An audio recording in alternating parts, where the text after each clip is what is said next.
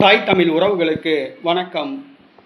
காங்கிரஸ் மூத்த தலைவர் கட்சியிலிருந்து விலகினார், தமிழக வெற்றிக் கழகத்தில் இணைந்தார் என்ற தலைப்பில் இந்த காணொளியை காண்கிறோம். காங்கிரஸ் மூத்த தலைவர் கட்சியிலிருந்து விலகினார், தமிழக வெற்றிக் கழகத்தில் இணைந்தார் என்ற தலைப்பில் இந்த காணொளியை காண்கிறோம். 2026 தமிழக சட்டசபை தேர்தல் ஈரோடு கிழக்கு தொகுதியில் காங்கிரஸ் கட்சி போட்டியிடுகிறது.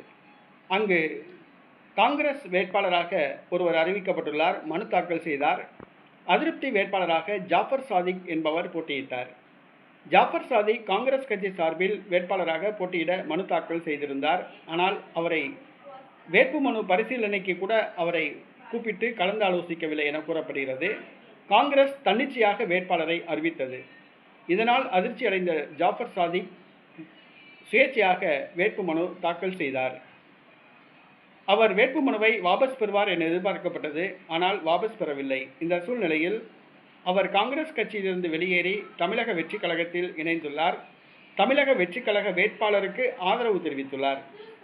ஜாஃபர் சாதிக் ஈரோடு கிழக்கு தொகுதியில் ஓரளவு செல்வாக்கு வாய்ந்தவர். அவர் தவேகாவில் இணைந்தது திமுக காங்கிரஸ் கூட்டணிக்கு ஒரு பின்னடைவாக கருதப்படுகிறது.